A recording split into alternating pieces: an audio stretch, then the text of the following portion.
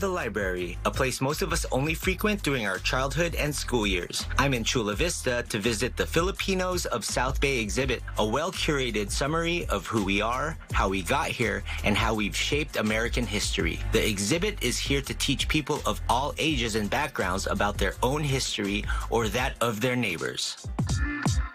I'm getting a personal tour by two powerhouses in education, art, and organizations who are behind the exhibit's creation. Dr. Judy Patacsil, FON's President Emeritus and College Professor, and Ana Maria Cabato, PASACA Executive Director.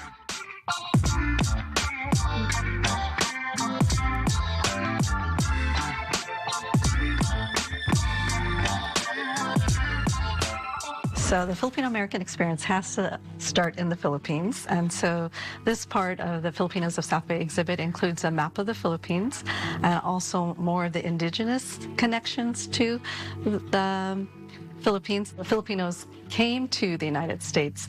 Again, they came on the Manila-Acapulco galleon trade ships. During the time of Spanish colonization, Filipinos were indentured to work on those galleon trade ships, and they actually jumped ship.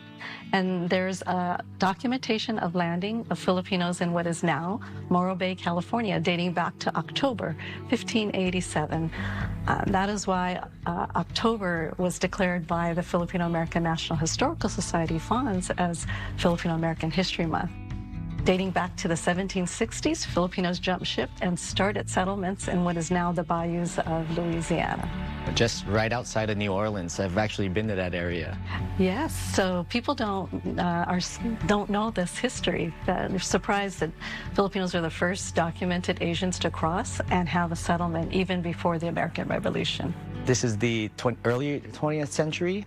At this time, the Philippines is a territory of the United States, and Filipinos were allowed to come without any immigration restrictions, and they were actually recruited. And Filipinos were allowed to come to school here, both colleges and universities, and high schools. The Pensionado program was an official program, but they were also pen boys who came. My father came as a pen boy. The Pensionado Act also drew many Filipino students to self-finance their overseas education, known as the Fountain Pen Boys. And so some of these pictures depict that history of the farm workers to the cicadas in Hawaii who worked on the plantations in the fields of California all the way up to Washington, but they would get recruited to work in the Alaska canneries. So those were the Alaskeros. Filipinos faced a lot of racism, but World War II hit, and because of World War II, Japanese invaded the Philippines. So many of the Manongs who worked in the fields, they signed up to fight for their homeland. They were allowed citizenship. The end of the war, the Philippines was declared independent in 1946, and the War Brides Act, those Filipino Manongs were allowed to bring their brides or fiancés, and that's where many of the community began. The Immigration Act of 1965, the Philippines was allowed 20,000 to immigrate, and that's when the community really began to grow. What was also significant was the second generation became of age, and Filipino-American identity began. They're the ones who started the Delano, the Great Delano Grape Strike. Cesar Chavez gets credit for it, but it was little is known that the Filipinos started it. So that was part of that Filipino-American identity, a sense of pride and respect to the Manongs. San Diego's a huge military town. We all know that. Can you talk a little bit about the military presence and what we have here? Starts with the Filipinos who served in World War II.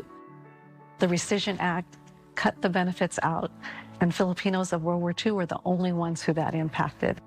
We worked on bipartisan legislation to pass the awarding of the Congressional Gold Medal to those Filipino World War II veterans, to make sure that the Filipino veterans of World War II got the respect and the recognition that they deserved. And I was able to so proud to receive the Congressional Gold Medal on behalf of my father. That must have meant a lot. It was very emotional. I was able to go to Washington, D.C. to receive it. Many of the Filipino-American educators are the sons and daughters of the Filipino World War II veterans, as well as the Filipinos in the Navy. Wow, so it's almost like the parents and then the kids are over here.